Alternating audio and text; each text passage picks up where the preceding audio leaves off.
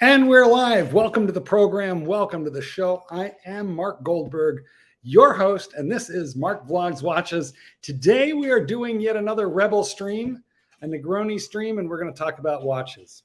Now, I start out every program by saying the following information.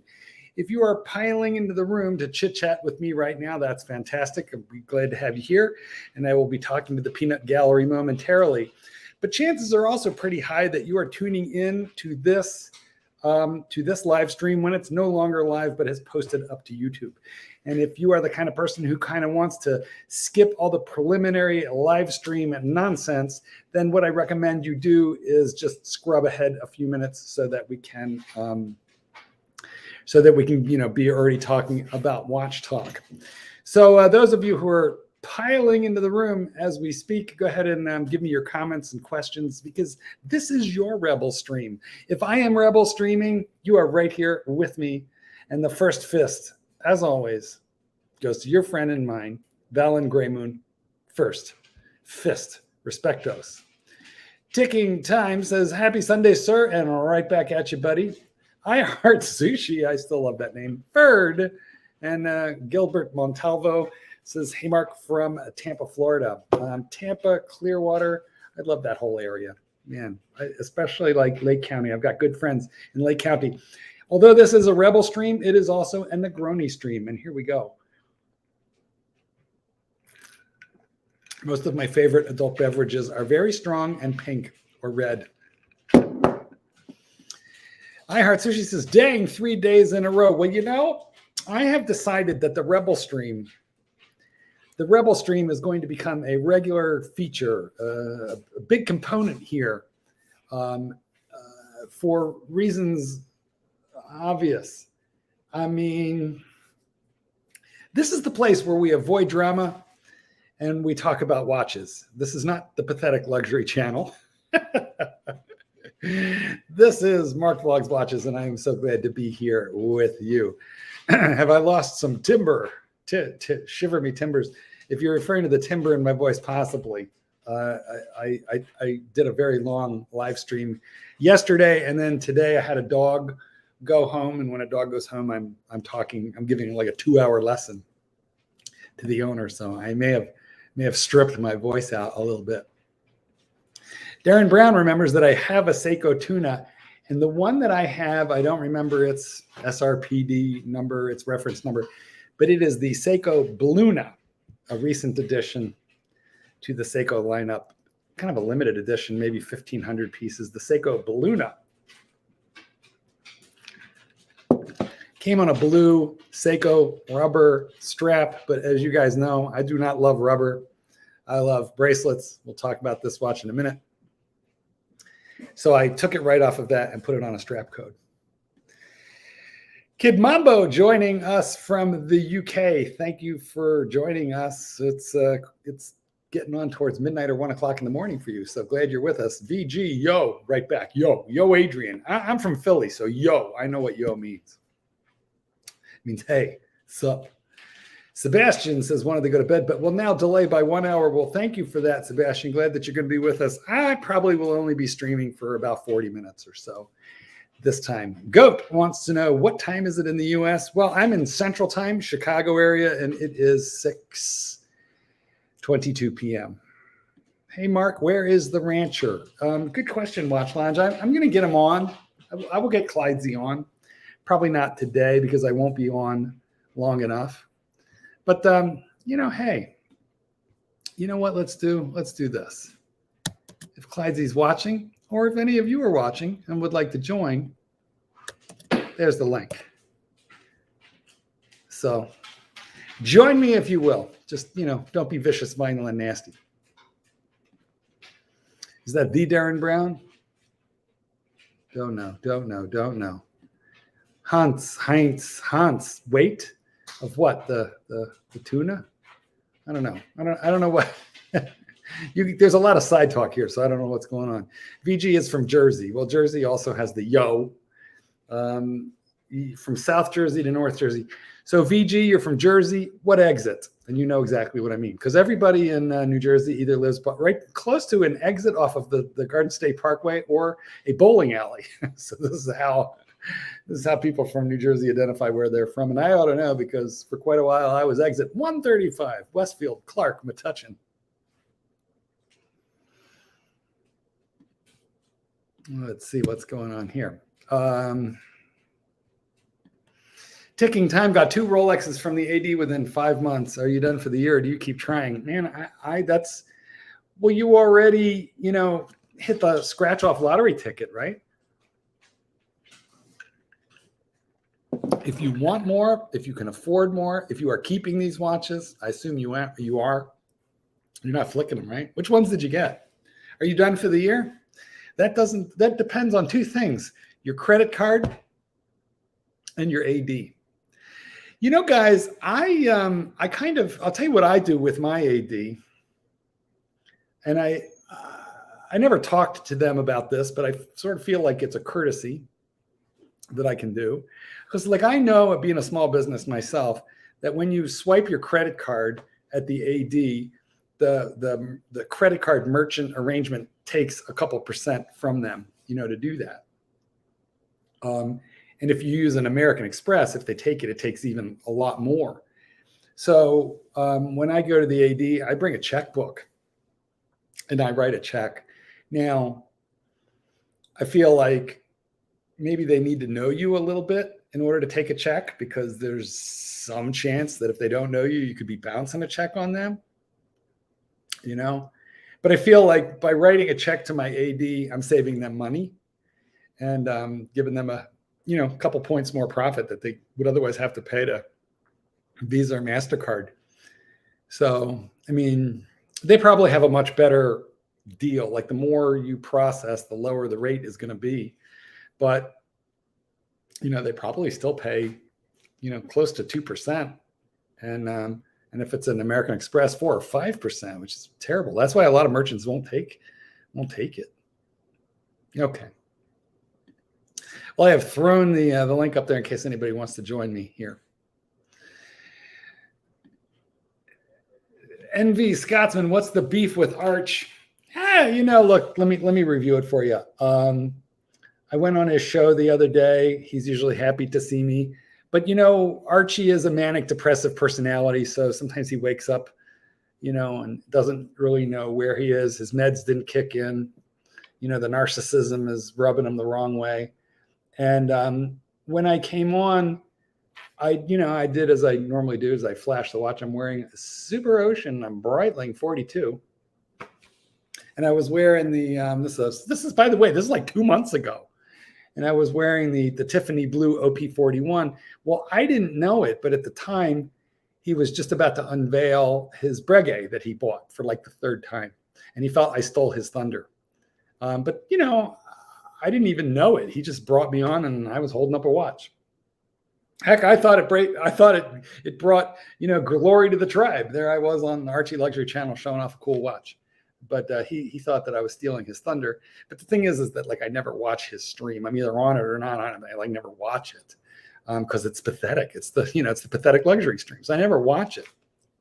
Anyway, that was months ago. It was no big deal. He got over it. But then I went on day before yesterday, so you can look it up and find it. I came on somewhere in the middle of the stream, and I just came on happy and was there to support fat boy. And, because he's lazy and can't do his own show. So I thought I would, help out. And what happened was I was wearing the same watch. I was wearing that, turquoise OP41. And as soon as he saw it, he started yelling at me. And I was like, okay, bye. I'm an adult. I'm not here to get yelled at. I'm not like Tim Wright, who you can abuse. I'm not like Bear Clooney, who you sometimes try to abuse, but who fights back, so kudos to Bear. Bear doesn't take any shit. I'm not like Marcelo, who will, take a beating. I'm like, screw you. I can't be bothered. Rub the mug. No, I'm not rubbing the mug. I've posted the link. Come on in. The mug's way across the room. So where's the rancher? I'll get him on. I promise I'll get him back. Does Paul Thorpe have Arch figured out when he calls him AC free? Or is that a pronunciation issue due to the teeth? I don't know. I don't watch Paul either. I mean, to be honest with you, most watch YouTubers don't watch other watch YouTubers because we're kind of too busy doing our own thing. So I don't know what Paul is up to these days. Maybe he's got some new ink. I couldn't tell you. What do you think of the Rolex? Blah, blah, blah, BLRO, GMT, white gold, blue dial. Which the hell one is that? White gold, blue dial, GMT2. I mean, now I got to look it up. Because I don't think it's white gold. Is it white? I don't know. All right, hold on. Rolex. 126719. Which one is this? Well, the thing is that doesn't have a blue dial. That's where you confuse me. You are wrong about this, sir. That's got the Meteorite dial. What do I think of it? I think it's unbelievable. Everything is going down in recent months, especially the top, the crazy stuff. I mean, everything. Rolex doesn't make anything with a Meteorite dial that is on the secondary market for much less than $100,000, and in some cases, like a lot more. So, what do I think about it? I think it's unbelievable. I think it's amazing. I bet the average AD might see one Meteorite dial or maybe two in a year. And those watches, the owner of the AD might just buy it himself or buy it for his wife, which they could do that, or sell it to a very, very good customer of the store, because you're basically handing somebody, like an $80,000 gift when you sell them that watch. If you are an AD with any Meteorite dial, anything, I will be happy to buy it from you for MSRP. Very, very happy to do so. So what do I think of it on the secondary market? If you have that kind of money to put into a single watch, I mean, I personally would like to diversify more than putting $80,000, $90,000, $100,000 into one watch. That's me. But I will say, I think that anything that Rolex does in precious metal Meteorite dial is a pretty safe bet, especially now that prices are retrenching a little bit. So there you go. VG, you are in Clark. You are also exit 135, my friend. Yeah, I went to high school in Scotch Plains. So it was like I did a stretch in prison. I did a stretch in New Jersey. And to be quite frank, I was a little glad to get out. How many OPs do you have now, Mark? And can you sell me the bright blue? Hans, I've got 3 of them. I never really set out to try and complete a trilogy of OP41s, but I did. And I've got the bright blue. Oh, that one is the one I bought at MSRP. I have the green Stella and the turquoise. So we have a super chat. Roy B, thank you so much. This is the show where super chats are not required, but they are especially appreciated. So thank you so much for that. Sure do miss my favorite live stream. Can you start a weekly episode? I might do it daily. Or close to. So you guys, what you should do for me right now, if you possibly can, couple quick things. Number 1, lick the like button. Give me an upvote, because they're hard to come by on live streams. I don't know why, but they are. So it'll help me a lot if you just take a quick second and hit the like thumbs up. Number 1. Number 2, if you're not a subscriber, do it so that you can set the notification bell so that YouTube tells you when Goldberg is doing a Rebel stream. And I'm going to do plenty of them.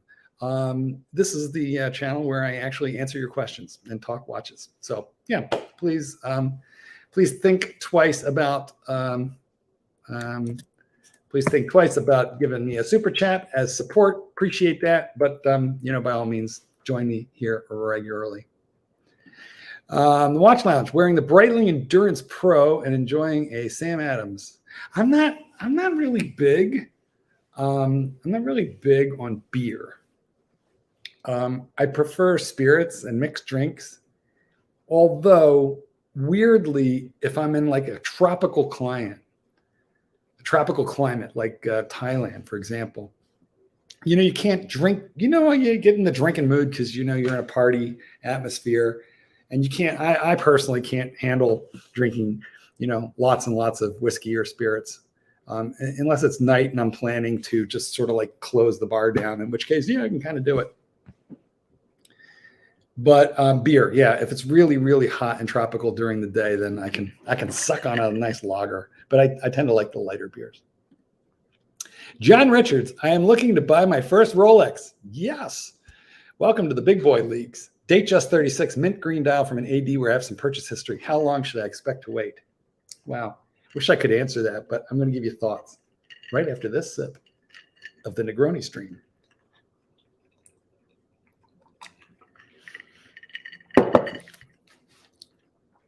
Oh, this is a terrible answer to a good question. The answer is it depends. That's a cool watch. That is a new dial configuration, and it's in some demand. I believe you can get it on either Oyster or Jubilee. Your chances will improve if you tell them that you'll take either. And by the way, if you want a Jubilee, but you buy Oyster, I think these days you can then, from that AD, order the Jubilee, which would be really cool to have both. The answer is, look, man, I don't know. I want to tell you it could be as long as a year, I think, because that's a new dial. I think it's probably going to be in some demand. Green is the new blue. So if you get it in anything less than a year, that would be really cool. That'd be great. Waiting on the smooth bezel, a date just blue from the AD would be the fourth from them, but they apparently have very dismal stock Hong Kong for the last 12 months. Yeah, I wonder if, well, first, I'm sure Hong Kong always got good allotments. I haven't been into the city-state of Hong Kong, but I can tell you the airport because I've had a layover there in the Hong Kong airport, and that's pretty damn good. And there's a giant Rolex boutique there in the airport. So what I think is that in the heyday of decent economy, pre-COVID, pre-Chinese Hong Kong troubles, that Hong Kong was getting really good supply from Rolex, but I think the supply right now is pretty low. I mean, not that anywhere is fantastic, but my best guess is that they have diverted some watches from Asia to the West. Just my best guess. So you have good, excuse me, the Negroni's kicking in. I think that you have good buying history, so stay in touch with them. But it might take a minute, right? Kid Mambo, what is your opinion in the two-tone becoming the new hype 80s vibe? It's huge in the UK. I blame Netflix. Stranger Things.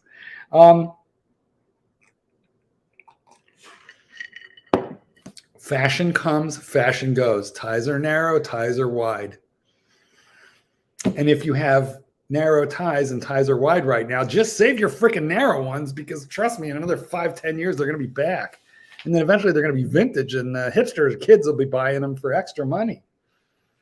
So I have seen two-tone go full circle. I mean, I bought my first Rolex. The first Rolex I ever bought was a two-tone, not even a date just. It was a date, which is 34 millimeters. And I still have it. Okay, I still have it. And then two-tone fell out of favor and became gauche, gaudy, the watch that you bought if you couldn't really afford all gold. I think it's time that we stop being sheeple. And by sheeple, I mean following the trend of what everybody else wants. Let me tell you some watches that are spectacular in two-tone. The BLRO, the root beer, the root beer, the CHNR, the GMT root beer in rose gold two-tone. Fantastic watch. I wouldn't hesitate. Any Daytona, even in two-tone. People poo-poo them. You go buy a Daytona MSRP. See how well you do. See if you can get one. So I think if you can buy a, and why is gold not as good as steel? That's ridiculous. So, and the bluesy, man, I have a full gold Submariner, but when I see the bluesy, I go, ooh, I want that. And then I think, why? I've got a gold one. So I have nothing against two-tone, and I think it's time that you just buy what you like. And I think gold takes these sports watches and it just dresses them up enough so that they can be either dressed down. Like I used to have a two-tone bluesy. I sold it. It was a pre-ceramic, but I went on a lot of cruises with that watch, cruising. And so it was great in shorts, but it was also good on formal night when I dressed up. So I'm personally okay with two-tone. In Hong Kong at your AD, exhibition watches are not for trying on, which lends credence to what Mark said about exhibition models being unlocked by Rolex for sale eventually. Well, that's weird because they've been given to the AD with the idea of filling the cases up a little bit more with some inventory. So this is my understanding. When Rolex put exhibition watches into the field, years ago they did it, but they didn't even put movements in those watches to be sure that, you know, they weren't going to get sold. But now these are actual watches, you know, proper working watches. I think they have box and papers. Whether they supply those to the AD or not until they're ready to authorize the AD to sell, I'm unsure. But I think the major intent of exhibition-only watches was to solve the problem that Rolex had of consumers walking into the AD and seeing these big cases filled with nothing, which makes the AD look bad, but also makes the manufacturer look bad. So they wanted to pepper these cases with exhibition watches, and they've done a pretty good job of that. So when you walk into an AD, there are actual watches to see. Now, I have not run into an AD who won't let you try one of them on. Most of them are very happy to let you do that. Why in Hong Kong at your AD they're not, I don't know. But what will eventually happen is they'll sit there in that case for X amount of weeks, months, whatever. It won't be years. And then Rolex will tell them, hey, you know that blue Sky Dweller that you have there? Yeah, you're authorized to go ahead and sell it now. And then they'll supply them with a box and papers to do that. Richard says, Rolex is pretty annoying. Can buy them, but have to wait so long or pay double. At this rate, why not flip it in a year or two when they reach out? Well, I don't know what you mean by when they reach out. I guess you mean you might wait a year or two. Listen, personally, I view buying Rolex from the AD these days as the long game. Okay, it's not the short game, it's the long game. You got to be in it to win it, you know? So you have to maintain the relationships. You have to keep the watches for significant periods of time. And I don't think you should be buying something with the idea that you're going to buy it and flip it. You should buy it because you love it and keep it. If you want to buy stuff that you're going to flip, buy those on the gray market. But the stuff that you buy, like I have bought and sold Rolex. I have sold Rolex. I don't know, probably 6 or 7 of them. But every one of those was watches that I purchased on the gray market that went back into the gray market. The stuff I've bought from an AD, it's like a kidney. I'm never parting with it, you know, unless I have to. If you had to part with a kidney, you would, but otherwise you're not gonna. So, yeah, is Rolex annoying? They are. Rolex in Geneva, the manufacturer, that's the one who I think is annoying. I don't think the AD is annoying as much because I feel like they don't make these watches. They don't even determine how many they're going to get. They just got to take what Rolex gives them. Why am I not into Patek? So first, I like watches that you can like bang around, that you can get wet, that hack. I mean, now I know most of the new Pateks hack, but boy, you don't have to go back very far in Patek history before you were approximating the time, because these incredible Côte de Geneva seal watches, you know, that are hand decorated, screws hand blued, didn't hack, which meant when you were setting the time, you were coming close enough. But I suppose if you're Patek material, you know, it doesn't really matter what time it is. Let's just come close. My secretary will clean up the mess if I'm late for the board meeting. I don't know. The thing about the Patek watch is it's delicate. First, even their sports watches, which they don't make too many of, but even their sports watches are ridiculous. They make dive watches without bezels. Hello, what is the point of a dive watch without a bezel? In fact, both of their dive watches that they make don't have bezels. You don't want to get them wet. You don't want to knock them around. They're freaking delicate. So yeah, I'm not in favor.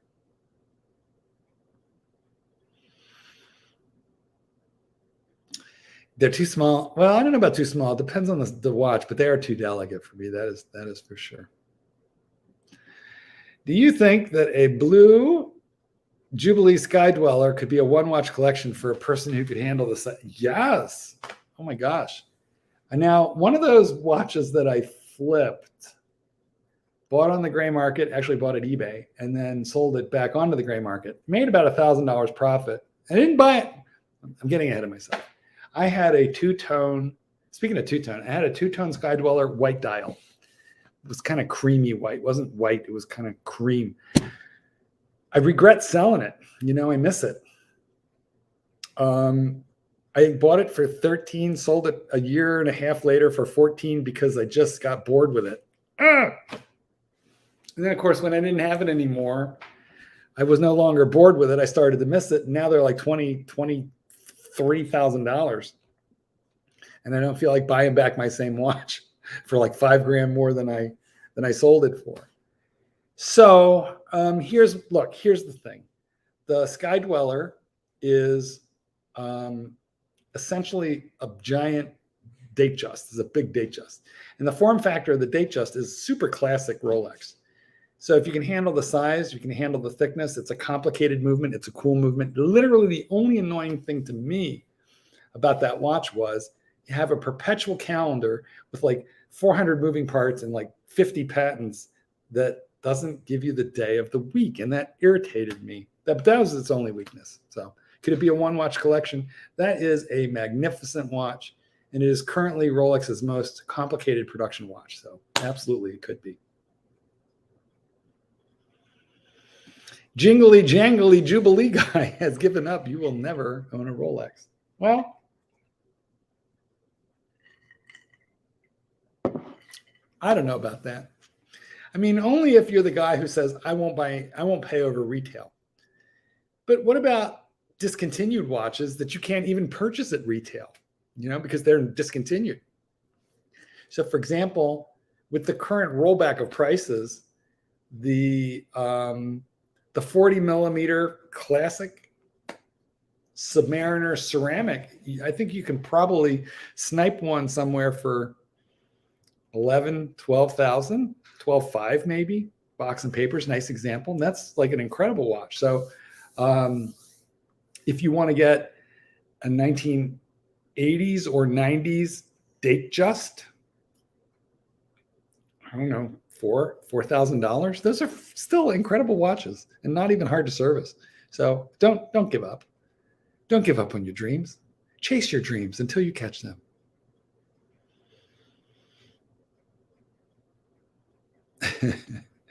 Well, let's get into the meat and potatoes of this video here. Thank you for enjoying my. Okay, so apparently I've made a mistake. A couple guys were saying it's the blue dial, not the Meteorite, listed for about $50K. I don't know what its MSRP is. Somebody tell me what that is. But listen, Rolex doesn't make a bad GMT watch.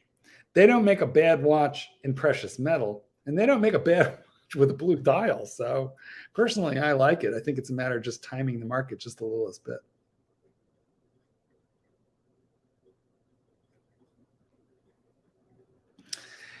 I'm not a whiskey guy, you know, fellas. I'm not much of a whiskey man. I don't like brown liquor all that much.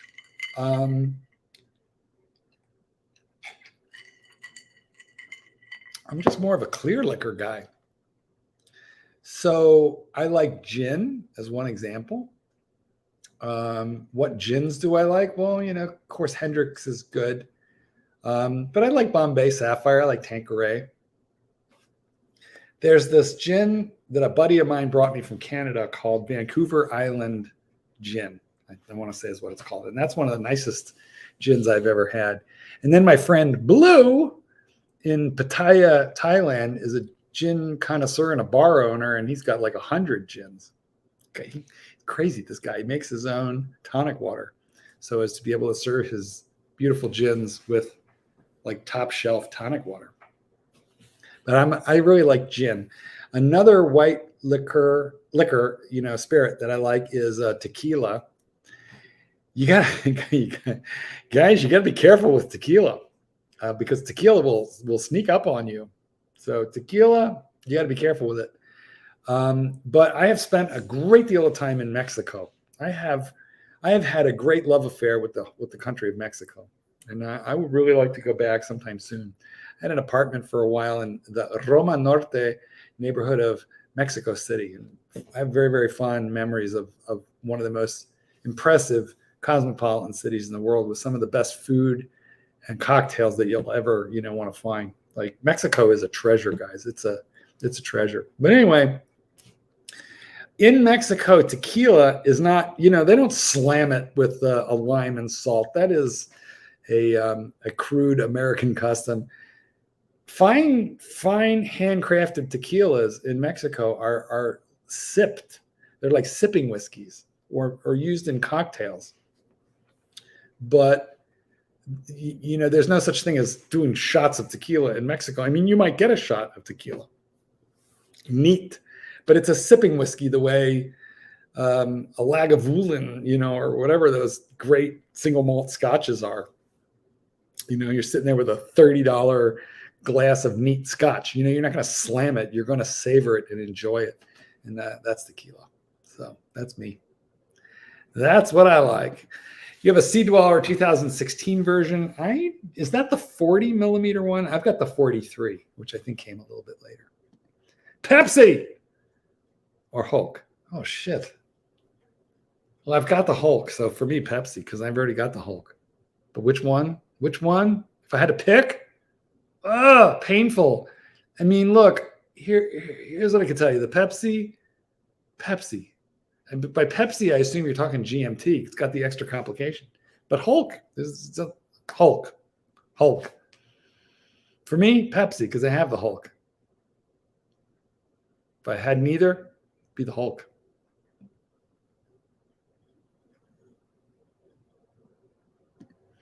I ordered a new Air King to be delivered the day it came out. My dealer told me a 1 year wait, got it after 6 weeks.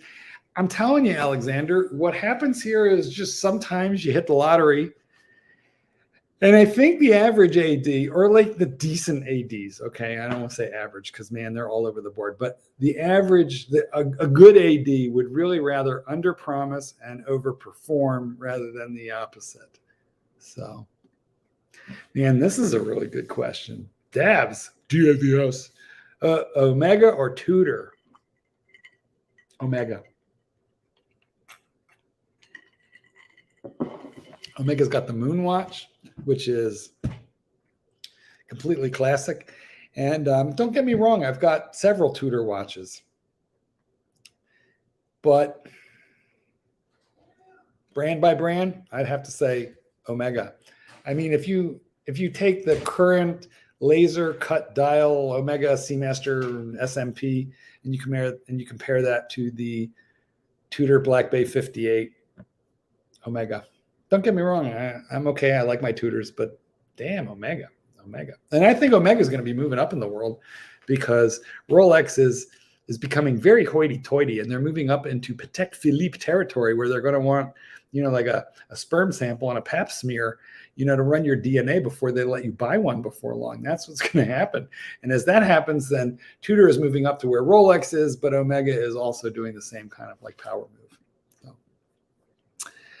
Alexander de Wolfram, hello from Sydney. I was lucky enough to pick up a two-tone Wimbledon 41 in Maui at the Torno and a Yachtmaster 40 slate in notorious Sydney. Would you buy a Patek from your AD? I would not. I mean, I'm not a Patek guy. I would rather have any of those watches that you purchased than almost any Patek, Because listen, Rolex does not make a watch that you can't jump into the ocean wearing. Like, you could jump right off of the right off the the Sydney Opera House where I have been. You know, it's like in the middle of the bay, right? So you could jump right off of it into the bay, and you could do that with any Rolex. You could go fishing for barramundi or coral trout, which I have also done. Well, the barramundi are freshwater, but the coral trout are saltwater. And I have fished the Great Barrier Reef right off of Cairns and Port Douglas. And you can do that, you know, in a Rolex. You wouldn't do that in a Patek, not even in their dive watch, the one that doesn't have a bezel. It's ridiculous. So good for you. Good for you. Beautiful T2 watch. McLovin, glad to see you here, buddy. And Lee Gordon with $10. Thank you so much for the stupid chat. I really appreciate this, guys. Remember, this is the channel where they are appreciated but not demanded. So please give me your money for the dog food fund. And thank you. Lee Gordon. Mark, sorry if this has been asked before. You gave me $10, dude. You don't have to be sorry for anything. But do you know what happened with Austin Daniels? He seems to have disappeared off YouTube. I don't know. I don't know. But I can tell you this from personal experience, okay? We go through bursts of creativity where the imagination is fertile. And I remember months and months for quite a long time where Austin was streaming daily and making almost a daily video. And what can tend to happen when you do that is eventually the well runs dry, and then you need time. You need time in order to kind of recoup your lost resources. Austin Daniels isn't gone. He's just recuperating so that he can give you another orgasm of dozens and dozens of videos. I'm sure of it. So good guy, fiercely intelligent. I respect his opinion. I like his channel. I like Austin quite a bit. You trust me on this, guys. You don't want to argue with Austin Daniels because you will lose. He's one of the sharpest guys I've ever met in my life. But I think, I've gone months without making a video, and then all of a sudden I'm like, yeah, right now I'm on the Rebelstream. I'm on the Rebelstream kick, because I've got fire in the belly. I'm taking names. I'm embarrassing minotaurs. And, that's what's motivating me right now. But I think probably Austin just needs a little recuperation time. Go ahead and snick the like button for me right now while you got a quick second. Make sure you take a drink of your beverage and hit the like button. Hit the notification bell so you know the next time that I'm going to live stream. And I'm going to be doing these often. Again, thank you for the super chat. Ordered the root beer yesterday. I'll let you know when I get it. Was asked, would you buy an additional watch if I get you a root beer? Okay, so what they're saying is, would you buy a Movado if I get you a root beer? Would you buy this? So my answer to that would be, it depends. What do you want to sell me? A Cartier? Sure. A diamond and gold Movado? Yeah, no, probably not. I'd rather go into the gray market. So it kind of depends. Another super chat. Thank you so much, Roy B. Would you trade a Hulk and an Air King for a Daytona? No, I would not. I would not. Now, don't get me wrong. Don't get me wrong. The Daytona is a hell of a watch, and they're really hard to get. But the Air King is called the Rare King for a reason. They're not so easy to get. It's not my cup of tea. I don't love all those numbers around the dial. To me, it looks like a speedometer or something, but it's kind of intended to be that way. So it's not my cup of tea, but it's a cool watch, especially the new one where they've loomed the numerals. And the Hulk, God's not making any more Hulks, bro. You're just bored. You're just getting bored. The Hulk is a substantial watch. It's not too thick. It's not too big, but it's substantial. The Air King is not delicate, but it's slightly smaller, and it's a very rough and tumble watch. The Daytona wears very small. Technically, it's a 40, but trust me, guys, when I tell you, it wears more like a 38. It's kind of a delicate watch. Now, I'm not going to tell you it's a bad watch. It's the one everybody wants. I waited years to get my Panda, and I'm so happy to have it. But it's a delicate watch. It doesn't have the date. Your Hulk does. Your Hulk has the fidget spinner. Don't do it. You will 6 months later, you would regret it. I'm so glad that you asked. Thank you again for the super chat, Roy. But no, just absolutely, there is no way. There is no way that is a trade I would not do. Jerry says he tried on a Skydweller and it was thicker than he expected. Agreed. It is a chunky, chubby watch, but it wears well. It seats well on the wrist. So it is not a small thing. Alexander Vigo says he loves his new Air King, and he's talking to Roy because Roy's thinking about trading his Air King and a Hulk. You're going to go from 2 watches to 1, and you think you're going to love it, but then you're not. Don't do it. Don't do it. Don't do it, Roy. Don't do it.